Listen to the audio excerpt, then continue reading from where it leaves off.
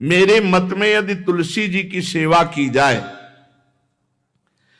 तुलसी जी का यदि स्पर्श हो जाता है, तुलसी जी का नाम कीर्तन किया जाता है, तुलसी जी को प्रणाम किया जाता है, तुलसी जी का वृक्ष लगाया जाता है, तुलसी जी को जल अर्पित किया जाता है और तुलसी दल से नित्य भगवत सेवा की जाए तो बहुत जल्दी श्री कृष्ण प्रसन्न हो जाते हैं।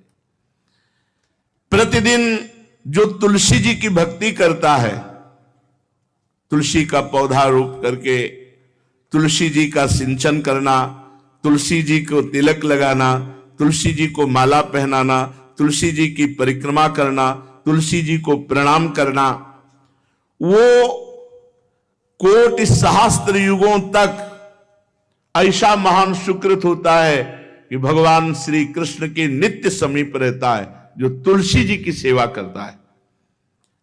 जब तक मनुष्य की लगाई हुई तुलसी की शाखा प्रशाखा बीज पुष्प सुंदर दल से तुलसी जी सुशोभित होती है, तब तक हजारों कल्पों में श्री हरिधाम में रहते हुए उसका कभी पुण्य नष्ट नहीं होता।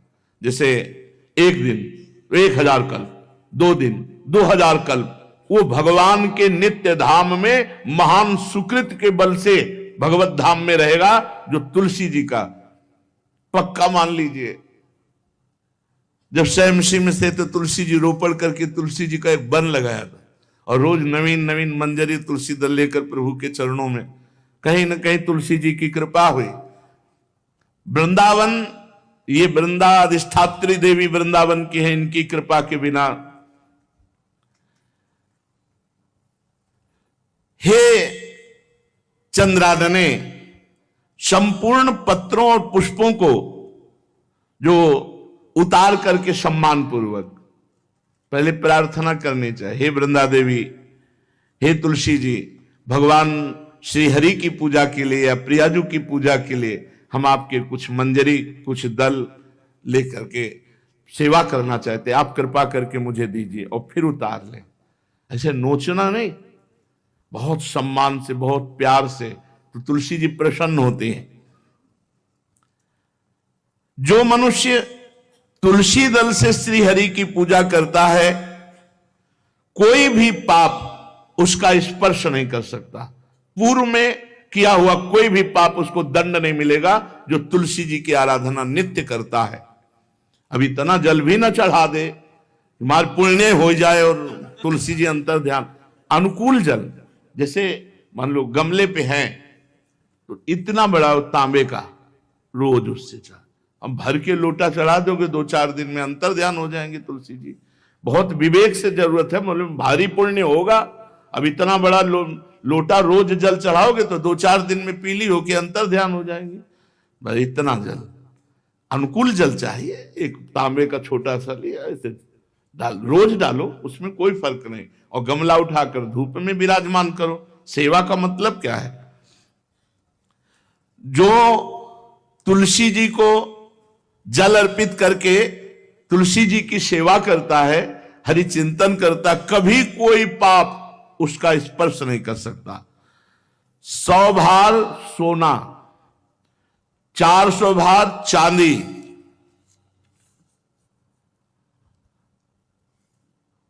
का जो दान करने का फल होता है, वो एक तुलसी दल उतार, जो अपने द्वारा लगाई हुई तुलसी दल, वो हरि के चरणों में अर्पित करो। ये 100 भार सोना और चांदी बराबरी नहीं हो सकती।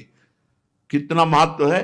जो रोज तुलसी दल चयन कर, द्वादशी को ना चयन करे, द्वादशी को मतलब बहुत बड़ा अपराध लगता है तुलसी दल का, इस मतलब तुलसी के वृक्ष का भी स्पर्श ना करे, प्रणाम नमस्कार दूर से, एक भी दल नहीं टूटना चाहिए। द्वादशी को ऐसा हमने महापुरुषों से सुना है कि मंजरी और पत्र उतारना ये ठीक नहीं, बिल्कुल नहीं ठीक है। ब्रह्म हत्या का फल लगता है, अगर जो पाप लगता है अगर कोई द्वादशी को तुलसी चयन, बहुत सावधानी से। जिसके घर में तुलसी का बगीचा होता है, कई पौधे होते हैं, उसको कहीं तीर्थ जाने की जरूरत नहीं, उसका घर तीर्थ है जिसके घर में तुलसी के पौधे हैं। और यमराज कभी उस घर में किसी भी मरने वाले को लेने नहीं आएंगे। जिसके घर में तुलसी लगा लो भैया, तुलसी लगा लो घर में, काहे को यमराज को आने दोगे?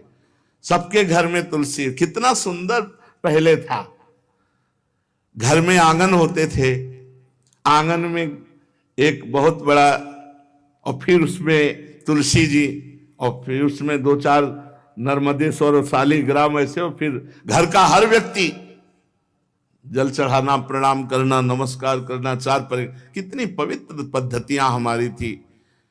जब रसोई बने पहली गाय के लिए, फिर कुछ पक्षियों के लिए, फिर कोई संत महात्मा, कोई भिक्षु, ऐसा कितना पवित्र व्यवहार। अभी यहाँ जैसे हमने देखा है, ये रसोई बन रही ना, तो धुआं नहीं खत्म होने पाता, वो ही सब अपवित्र किए हुए हैं। राक्षसी बुद्धि आती चली जा रही। तुलसी जी, ये भागवती को वस्तु है। हमें लगता है बालकनी तो होती ही है, बढ़िया बालकनी में एक ऐसा उठाने धरने वाला स्टैंड लोहे का रखो कि तुलसी जी को विराजमान कर दो। जिसके घर में तुलसी जी विराजमान होती, उसके घर में यमराज कभी नहीं जाते। जो तुलसी जी का सेवन करता है, उसकी सारी कामनाएं तुलसी जी पूर्ण कर देती हैं।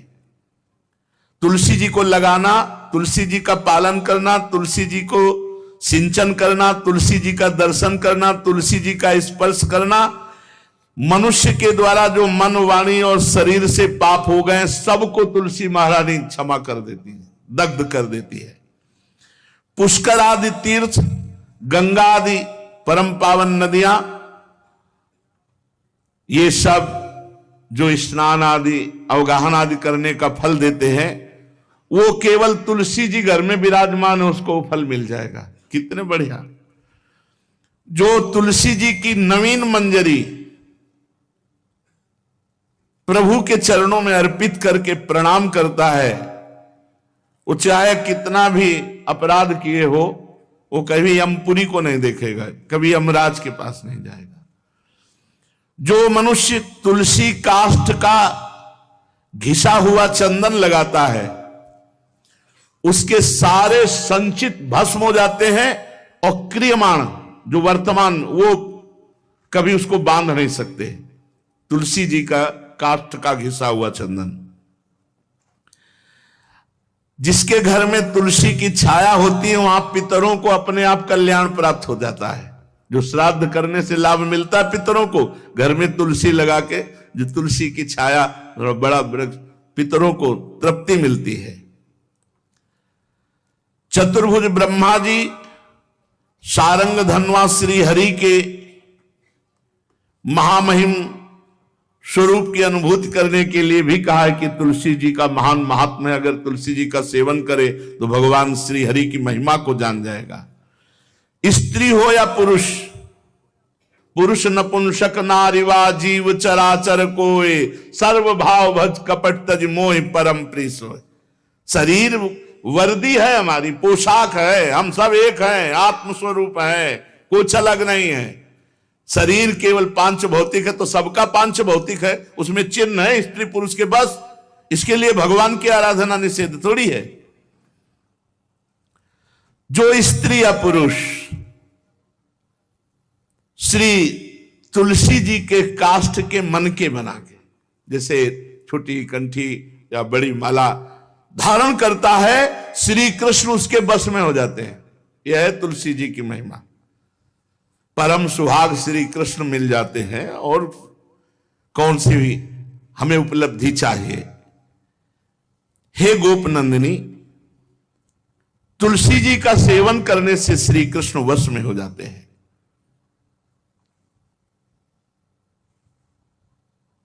जो तुलसी की माला से नाम जप करता है, काउंटर वाली बात तो स्मृति के लिए भाई है, हम निषेध नहीं करते, नहीं बहुतों के भजन बंद हो जाएंगे, पर हम इतनी महिमा जरूर बता देते हैं कि तुलसी माला से जो नाम जप किया जाता है, उससे आध्यात्मिक सिद्धि बहुत जल्दी होती है। गुरुदेव भगवान कहते, जो अंगुलियों से रगड़ होती है मन का से, उसमें आध्यात्मिक ऊर्जा शक्ति तुलसी माला से। प्लास्टिक पर भाई करो, निषेध नहीं कह रहे, बंद हो जाएगा वो भी राधा राधा कहना, वो हमें बंद नहीं करना, हम कह रहे तुम जैसे बने वैसे करो, लेकिन माला का बहुत बड़ा प्रभाव है। तुलसी परम पवित्र, भगवान श्री हरि की प्रिया, और उनके काष्ठ को जब हम ऐसे ऐसे नाम के साथ, तो विशेष ऊर्जा शक्ति, आध्यात्मिक शक्ति हम में जागृत होती है। हो सके जिनको ऐसा बन सके तो छोटी एक वो आती है सुमिरनी, उसको रख लो, अपनी जेब में रख लो, उससे करो। और नहीं है तो भैया तुम इसी से करो, नाम जप करो, भाव को भाव अना खालसो, नाम जपत मंगल दिस दसो। सुंदर सुंदर तुलसी जी के वृक्षों के समीप बैठ करके जो अनुष्ठान किया जाए वो बहुत लाभदायक। श्रीमद् भागवत का, गोपाल सहस्त्र नाम का कोई भी पाठ तुलसी जी के समीप विराजमान करके किया जाए, आचार्य को बुला करके तुलसी पूजन करना चाहिए, विविध प्रकार के अनुष्ठान, अरे तभी तो सब मंगल होता है। पहले था, हमने देखा है, 4 बजे माताजी दरवाजे के सामने लीपती, रोज का काम। जो पुराने घरों में देहरी के आगे आके 4 बजे लीप करके वहां अपना चौक के दीपक जला, मतलब क्या पवित्रताएं थी, क्या मंगल था। जब किसी को निमंत्रण दिया जाता था सबके पैर धोए जाते थे, सुंदर बिछौना बिछा करके, और उसमें बैठ कर पत्तल और रज के सकोरा कुल्हड़ ऐसे भोजन पाया, कितना पवित्रता। जो हमारी पूर्व पवित्रता थी, धोती कुर्ता चोटी, पवित्रता। मान लो अगर बाहर जाए तो पैजामा कुर्ता, ऐसे बहुत पवित्र पोशाकें थी, पवित्र आचरण थे, पवित्र खान पान था। घर में जाओ तो एक पवित्रता, एक किसी भी घर में ऐसा नहीं था कि देव मूर्ति न विराजमान हो, किसी भी घर में ऐसा नहीं था तुलसी जी विराजमान न हो, 1-2 गाय जरूर होती थी, पवित्रता। अब तो बड़ा विचित्र, ये भारतीय गौएं जो श्वेत रंग की, जो अरुण रंग की, जो सींग वाली हैं, वो उनका आप दुग्ध देखिए, दूह कर रख दीजिए, स्वर्णिम कांति छाई मिलेगी। ये हमारी भारतीय पद्धति, ये हविष्यान्न, इससे देवताओं का, भगवान का, सबका अभिषेक पूजन होता है। शुद्ध गाय जो हमारी भारतीय है, तीला है उसके जैसे निकला हुआ, वो भगवान ने सेवा की है। हमारे गोविंद भगवान का नाम ही गोविंद, गौओं के इंद्र। भगवान सुबह से निकल जाते थे, शाम तक गौओं को चराते थे। बड़ा तो किशोरी जी ने श्री तुलसी जी के पूजन की बात, भगवान गोपियों से वादा किए थे कि अब तुम्हें अगली पूर्णिमा को रास, अब रास बिना रासेश्वरी के नहीं हो सकता, लिखा हो चाहे ना लिखा हो।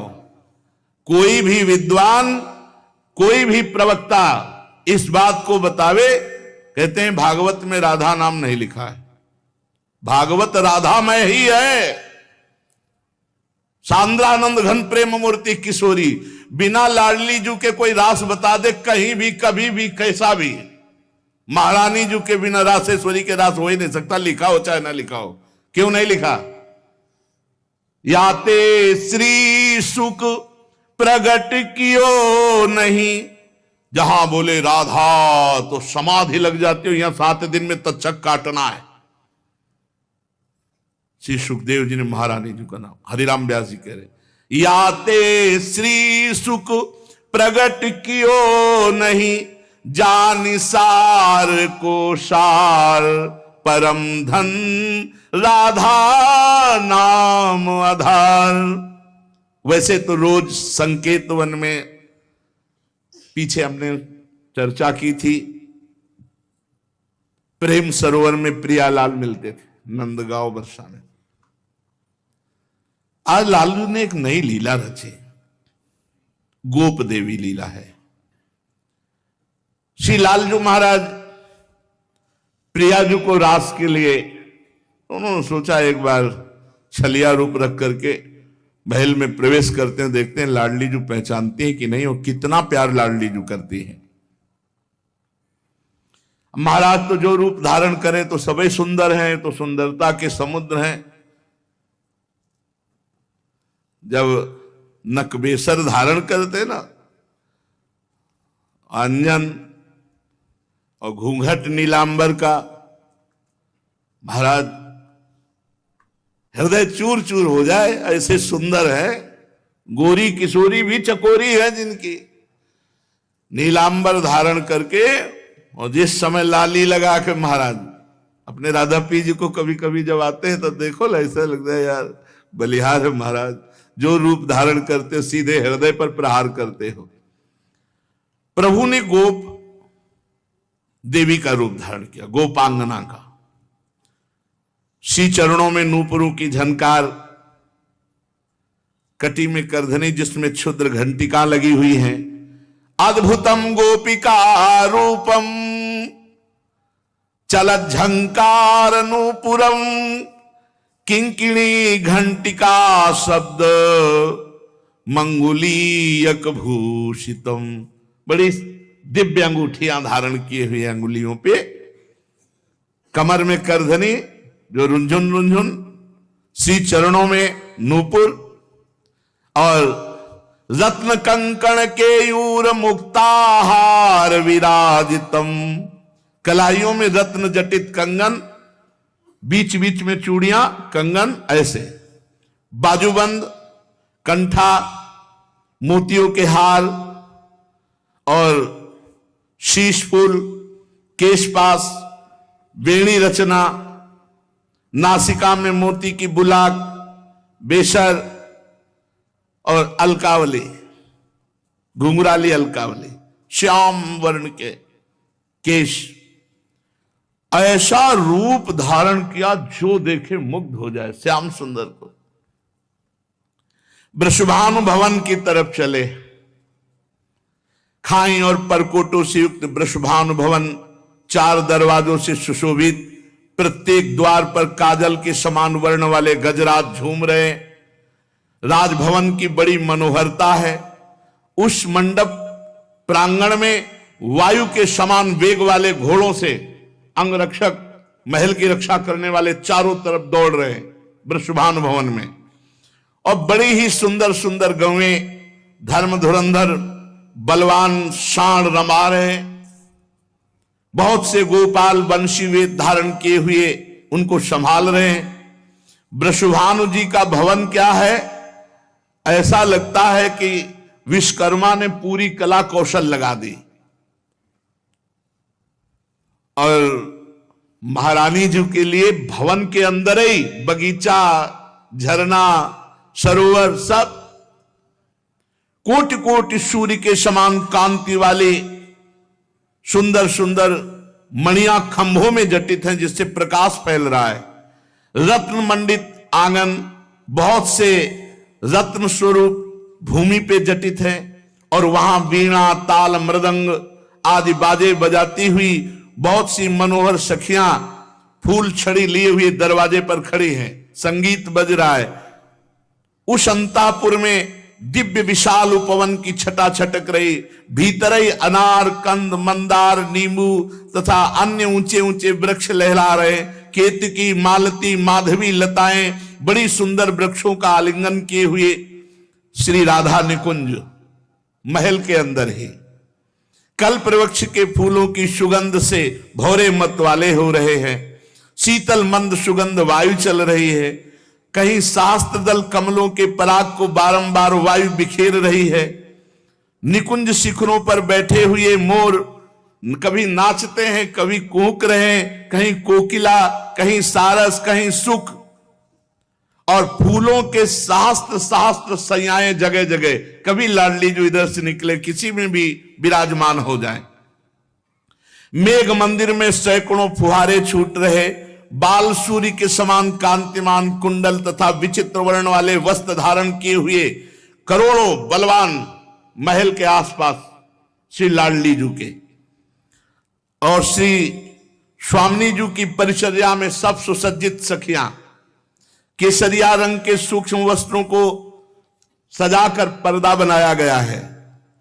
जलज पुष्प, थलज पुष्प जगह जगह पल्लव बिखेरे गए हैं और घुटनों तक पुष्पों का पराग महारानी जो चलेंगे राजभवन में। ऐसा मालती मकरंदों के फव्वारे, मालती मकरंदों के, मालती के सुंदर मकरंद के पराग के सुगंध से युक्त ऐसे फव्वारे चल रहे हैं। ऐसे आंगन करोड़ों चंद्रमाओं की कांतिमती कोमलांगी सहचरियां, करोड़ों चंद्रमाओं की कांति, धीरे धीरे वहां सब निरीक्षण परीक्षण।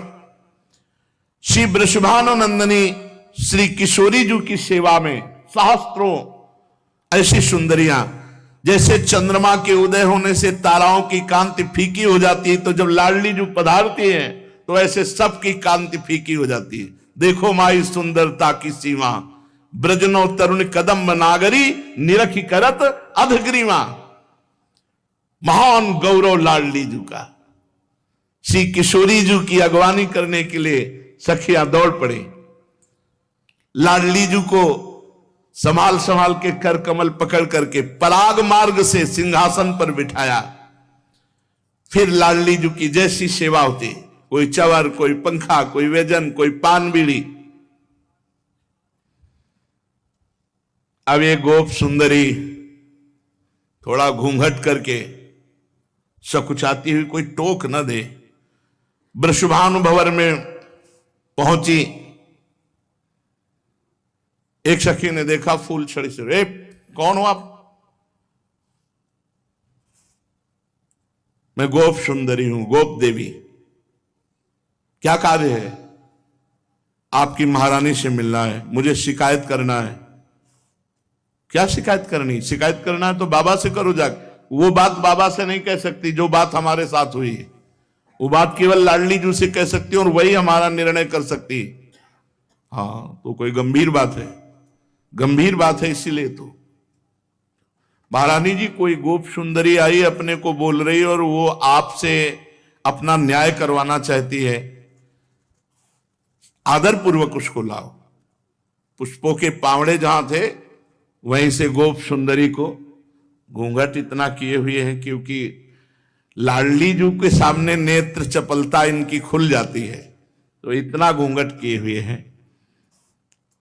आदर से सत्कार पूर्वक पार्श्व में ही एक सिंहासन आसन डलवाया। आओ, तुम हमारी अतिथि हो, तुम्हारा स्वागत है, बैठो। कुछ खाओ पियोगी? हृदय जल रहा है, खाएं पिए क्या? नहीं, बात क्या हो गई? ऐसा क्या हृदय जल रहा है?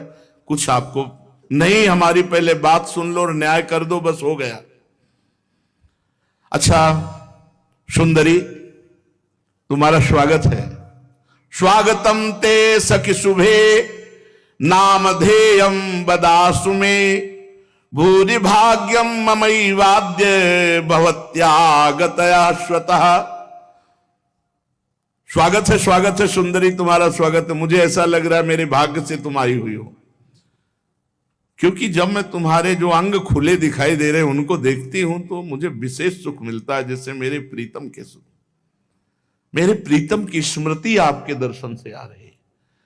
त्वत्समानम दिव्य रूपम दृश्यते नहीं भूतले, यन्न त्वं वर्तसे शुभ्रू पत्तनम धन्यमेव तत्। सुंदरी, तुम्हारा स्वागत है। भूतल पर तुम्हारे समान दिव्य रूप नहीं हो सकता। शुभ्रू, तुम जैसी सुंदरी कहां निवास करती है? धन्य है वो नगर जहां तुम निवास करती हो। प्रिया जी, इतना क्यों? क्योंकि श्याम वर्ण में अंगूठी पहने हुए, श्याम वर्ण की कांति अंगों से, तो प्रिया जी को अपने लाल जी की याद आ रही, प्रीतम की याद आ रही, प्रभु की याद आ रही। तुम अपने आगमन का कारण विस्तार पूर्वक बताओ, मेरे योग्य जो कार्य होगा मैं अवश्य करूंगी। तुम्हारी चाल ढाल बहुत सुंदर लगती है। प्रिया जी ने आते देखा था, तुम्हारी चाल ढाल बहुत सुंदर लगती है। हे वृषभानुनंदिनी शुभ्रे, मैं तुम्हें कैसे बताऊं? शायद तुम बर्दाश्त नहीं कर पाओगे। नहीं, बोलो ना, क्या बात है?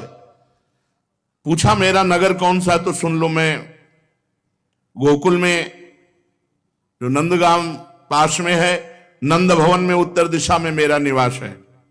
मैं गोप देवी कहलाती हूं। मैंने ललिता जी के मुख से तुम्हारी महिमा सुनी है कि तुम न्याय ठीक करती हो, बड़ी करुणामयी हो, आपकी रूप माधुरी, गुण माधुरी, चंचल लोचने, प्रधान उद्देश्य तो तुम्हारा दर्शन है। और दूसरी बात, एक शिकायत करनी है, न्याय लेना है हमें। कमल लोचने, जहां ललित लवंग लता की सुगंध छा रही है, गुंजा निकुंज में मधुपो की मधुर ध्वनि से युक्त कंज पुष्प खिल रहे हैं, ये राधा निवास आज मैंने अंदर देखा, जीवन में पहली बार देखा है।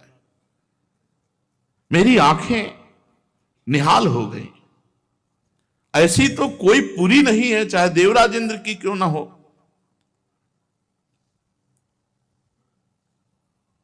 अब वो वार्ता कर रहे हैं। लाडली जी से गोप देवी ने कहा, मेरी आंखें तो सार्थक हो गई, शीतल हो गई, पर मेरा हृदय जल रहा है। क्या? ये जो नंद गांव में एक श्याम सुंदर है, आपने सुना होगा। श्री जी सावधान हुई, रोज हमको परेशान करते हैं, रोज परेशान। मैं नहीं चाहती, मैं तो उनको देखना भी नहीं चाहती, बोलना भी नहीं चाहती, लेकिन वो रोज हमारी तरफ देखते हैं, बोलते हैं और हमको तंग करते हैं। अब तुम ही बताओ, किसी भले घर की, लालजू के भले घर की किसी को ऐसे, अब ये बात तो बाबा से नहीं कह सकती ना। श्री जी ने कहा कि नहीं नहीं, ऐसा नहीं है, आप जैसा कह रहे हो वैसा नहीं है। मैं दुखिनी हूं, और लालजू महाराज जो है ना, वो दुख को प्रकट करने लगे। देखो गोप देवी, तुम खिन्न ना हो, मैं तुम्हें ठेस नहीं पहुंचा रही हूं। कल्याणी, तुम फिर से अपनी बात बताओ। हमें लगता है कि तुम्हें और जगह दुख पहुंचा होगा, नंद नंदन से नहीं। तुम अपने दुख का कारण बताओ। एक बात सच्ची समझ लो, श्री कृष्ण और श्री कृष्ण भक्त, इन दो के सिवा अगर किसी ने तुम्हें दुखी किया है तो मैं दंड दे सकती हूं, पर ऐसा श्री कृष्ण के द्वारा आपको। देखो, अगर तुम बनावटी बात कह रहे हो तो तुम्हें जो हाथी घोड़ा रथ सोना रत्न चाहिए सब ले जाओ। सही बात बताओ, निश्चल भाव से, जैसे मैंने तुम्हें अपना मित्र माना, वैसे ही तुम मित्रता का बर्ताव करके बताओ। देखो, श्री जी ने कहा कि तुम हमारी मित्रता में कपट न, अगर जो मित्रता में कपट करता है उसको धिक्कार है। गोप देवी ने कहा, राधे, बरसाना गिरी की घाटियों में मनोहर सांकली गली है। खुली बात तुम्हें बताया, अभी तक तो हम गुप्त बता रही थी। मैं दही बेचने जा रही थी, इतने में नंद का आ गया। नौ तरुण तो है ही है, और आप तो जानती सुंदर भी है, तो आप ही है कि मैं सुंदर हूं के लिए श्री जी ऐसे करे। आप जानते हो सुंदर भी है। उसने रोक लिया मुझे और घूंघट करके जैसे लीला पूर्वक, अरे मैं तो शर्मा गई। उसके हाथ में बंसी थी, बेत थी। उस रसिक शेखर लंपट को लज्जा की तो तिलांजलि ही दे दी। मेरा हाथ पकड़ लिया और जोर जोर से हाथ मरोड़ने लगा और कहने लगा, सुंदरी, मैं इस कर लेने वाला हूं इस बीथी का, गली का। मैंने कहा, अरे गोरस लंपट, मैं कदापि कर नहीं दूंगी। बस इतना कहना था कि उसने सिर पर से जबरदस्ती दही का माट उतार डाला, फोड़ डाला, और मेरा पुराने जमाने का वो माट था। और दही पी लिया। फिर जो बात हम आपको बताएं, उसने मेरी ऊपर से चुनरिया खींच ली। अब मैं लाज की मारी कुछ कही नहीं। वो तुमसे दिल की बात बताने आई हूं कि वो कैसे है, उसे बताओ ना। ये नंद का है तो ग्वाला ही। श्री जी एकदम सहम गए। प्रीतम के लिए ऐसा, और कोई खास धनवान नहीं है, न सुशील है न स्वरूप है, अपने को बड़ा सुंदर समझता है। ऐसे पुरुष से कहीं प्रेम किया जाता है? किशोरी जी उससे, आप थोड़ा सहयोग कीजिए। श्री जी से कहा, आप थोड़ा सहयोग कीजिए, ये ठीक रहेगा नहीं। जब ऐसे वचन बोले तो लाडली जी को बड़ा विस्मय हुआ और कहा, सखी, जिनकी प्राप्ति के लिए ब्रह्मा शिव आदि बड़े बड़े देवता उत्कृष्ट योग रीति से नाना प्रकार का तप करते हैं, दत्तात्रेय, सुखदेव, कपिल, आसुरी, अंगिरा, ये बड़े बड़े जिनके चरणारविंद के मकरंद रस का पान करने के लोलुप हैं, तम कृष्णमादि पुरुषम परिपूर्ण देवम लीला अवतार मजता मार्ति हरम जनानाम। तुम ऐसे अजन्मा परिपूर्ण परम देव लीलावतार सर्वजन दुखारी भूतल भार हरणकारी संत पुरुषों के एकमात्र आराध्य देव, तुमने श्री कृष्ण की निंदा हमारे सामने कैसे कर दी? श्री जी ने कहा, तुमने श्री कृष्ण की निंदा कैसे कर दी? तुम कहती हो ग्वाले हैं। अरे ब्रह्मादि जिनकी चरण रज की वंदना करते वो ग्वाले हैं। उन्होंने गौओं का आदर किया, गौओं का पालन किया। गोरज की कितनी महिमा है तुम क्या जानते हैं? गोरज का स्पर्श होते ही वो परम पवित्र हो जाता है जिसके माथे पे गोरज लगती है। गौओं का उत्तम नाम जो जप करता है वो गोलोक बिहारी को प्राप्त होता है। दिन रात गौओं का सुंदर मुख दर्शन, उनकी सेवा, ये भगवत प्राप्ति का स्वरूप है। मेरी समझ में तुम्हारी बुद्धि ठीक नहीं। तुमने गोप जाति कह करके अवहेलना करना चाहा। तुम कहते हो काला श्याम सुंदर, श्री कृष्ण की श्याम प्रभा विलासी सुंदर कला का दर्शन करके भगवान नीलकंठ शंकर जी, सनक सनंदन सनातन, अरे जटाजूट हलाहल विष भस्म कपाल और सर्प धारण करने वाले उनकी सुंदरता के पीछे घूमते हैं। स्वर्गलोक सिद्ध मुनीश्वर यक्ष गंधर्व मरुदगण नर किन्नर कौन ऐसा है जो हमारे श्री कृष्ण से मोहित ना हो जाए? उत्कृष्ट ऐश्वर्य सौंदर्य माधुर्य, तू कैसे बोल दिया? तुम कहती हो निर्धन है। अरे सारा वैभव उन्हीं का है, तू अभी मेरे श्री कृष्ण को नहीं जानती। तू कहती कोई खास नहीं, वत्सासुर अघासुर कालिया नाग बकासुर यमला अर्जुन वृक्ष तृणावर्त सक्तासुर पूतना, इनको परम पदवी प्रदान की जो घोर राक्षसी स्वभाव के थे, खास नहीं है। उन मुरारी के लिए तुम अपयश वाले शब्द बोले। कोटि कोटि ब्रह्मांड समूह एक एक रोमकूप में जिनके वास करते हैं उनको तू कह रही खास कोई धनवान नहीं। पुरुषोत्तम कह रहे हो कि वो किस प्रेम करने लायक नहीं। अरे बड़े बड़े वैभव को ठुकरा कर भक्त लोग श्री कृष्ण के चरणों की आराधना करते हैं। तुम भक्ति के रहस्य को नहीं जानते। उनकी एक कृपा है कि वो अपने भक्तों को प्यार करके उनके पीछे पीछे डोलते हैं। श्री कृष्ण सुशीली नहीं, समस्त लोगों के सुजन समुदाय के चूड़ामणि हैं। वे अपने भक्त के पीछे चलते हैं, अपने रोम रोम को लोगों को पावन करते हैं। वो परमात्मा है। तू कैसे बोल गई? गोप देवी बोली, श्री राधे, मैं दुख तो नहीं पहचाना चाहती। वैसे तो तुम्हारी बुद्धि तो बृहस्पति का भी उपहास कर रही, इतनी प्रवीण है।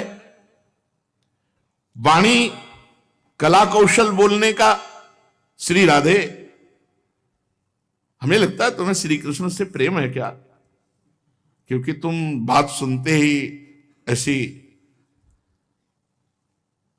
तुम्हें बहुत विश्वास है श्री कृष्ण पे, तुम्हें प्रेम है श्री कृष्ण से।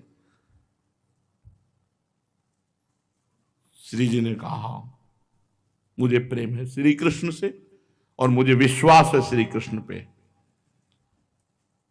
क्या तुम बुलाओगे श्री कृष्ण उपस्थित हो जाएंगे? हां, इसी क्षण। यथा गमिष्यति यदाद्य हरि परेशः किम कार्यामि भवतीम वदतरि शुभ्रू चेदागमो नहीं भवे धन मालिनः स्वम सर्वधनम च भवनम च ददामि तुभ्यम। ओहो, तू मेरी परीक्षा लेनी चाहती? सुन सखी, मेरे बुलाने से मेरे श्री कृष्ण तेरे सामने उपस्थित हो जाएंगे। अगर वो नावे ना मेरे स्मरण करते हुए तो ये जीवन, ये धन सब न्यौछावर कर दूं।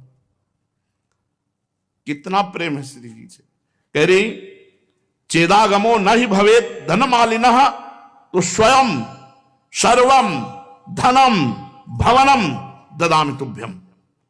मैं तुम्हारी सेविका बन जाऊंगी, सब कुछ अर्पित कर दूंगी अगर मेरे बुलाने पर श्री कृष्ण न आए।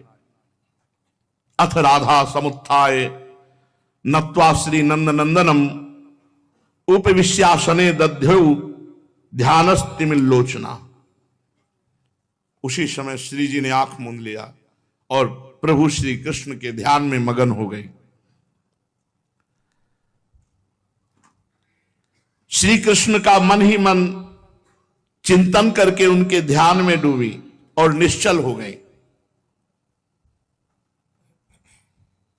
वो तो सामने ही बैठे गोप देवी के रूप में। देखो अब तो मामला बढ़ गया, श्री जी तो ध्यानस्थ हो गई और श्री जी के आंखों से अश्रु प्रवाह होने लगे। उतार कर फेंक दिया सब गोप देवी का वेश, निकालते हुए वो आके बैठ गए और गंभीर वाणी में बोले, प्रियाजू, लाडलीजू, श्री राधा। श्री जी ने आंख खोल के देखा, वही मोर मुकुट, उनको क्या देर लगती है। चंद्रवदने प्राण प्रिय मानशीले प्रिय राधा, देखो मैं तुम्हारे सामने आ गया हूं, आंख खोल कर देखो। हा प्रीतम, सामने देखा, मुझे विश्वास था आप चिंतन करते ही आ जाओगे। कहां गई वो गोप देवी? वो कहां गई? बहुत निंदा कर रही थी, कहां गई? प्रभु ने कहा, जेवी तुमने चिंतन किया, मैं वैसे तो बंसी बट में था, पर मैं अभी यार कम से कम सामने तो झूठ मत बोलो। वैसे तो मैं बंसी बट में था, मैं तुरंत बस आपके ध्यान के कारण ही यार मैंने देखा एक अभी गई। कौन थी वो? कोई देवांगना थी, कोई मायाविनी थी, और मुझे लग रहा था कि कोई अच्छे विचार वाली नहीं थी। जब गोप देवी के रूप में आए तो श्याम सुंदर के लिए बोले, और जब श्याम सुंदर के लिए आए तो गोप देवी के रूप में जो गए। वैसे हम आपसे कहते हैं कि ऐसे इधर उधर की घूमने वालियों की बातों पर विश्वास नहीं करना चाहिए। श्री किशोरी जी परमानंद में मगन हो गई और लाल जी से हृदय से मिले। सखियों से कहा, वो गोप देवी बाहर निकली जो फूल छड़ी लिए हुई खड़ी। उनका आते अंदर आते तो देखा, तो बाहर निकलते हुए तो नहीं देखा। तो श्री कृष्ण से कहा, आपने देखा? बोले हाँ निकलते मैंने। बोले हमारी सखियों ने नहीं देखा। कौन गोप देवी थी? तो कहा, क्षमा कीजिए, मैं ही गोप देवी बन के आया था। तो श्री जी के हृदय से लगे और श्री जी से कहा, इसी के आगे रासलीला है। श्री जी से कहा कि हे राशेश्वरी, आपकी उपस्थिति के बिना हमने गोपियों से जो वचन दिए हैं ये आपको शरद पूर्णिमा की रात्रि में रास उत्सव में सम्मिलित करेंगे। आपकी उपस्थिति के बिना रास नहीं। हे प्यारी जू, आप कृपा करके जो ये रात्रि है शरद पूर्णिमा की, इसमें आप पधारें और समस्त रास सुख गोपियों को प्रदान करें। प्रभु श्री कृष्ण के साथ हमारी महारानी जू और अनंत अनंत ब्रज युवतियां, ये अद्भुत प्रेम में जो रास है, ये प्रेम की चरम अवस्था है। ये रस की वर्षा है, आनंद की वर्षा है। दंपति अति आनंद बस प्रेम मत निशंक क्रीडत, यहां आनंद की मत्तता है। ये सब विकारों की तो साधना काल में साधकों के हृदय से निवृत्ति हो जाती है। फिर भाव देह की प्राप्ति, जैसे सखा भाव या वात्सल्य भाव या दास्य भाव या गोपी भाव या सहचरी भाव देह चिदानंद होता है, वहां सब विकार होते ही नहीं है, विकार की कल्पना ही नहीं है। ये महाप्रेम का स्वरूप, रासोत्सव महाप्रेम का स्वरूप है।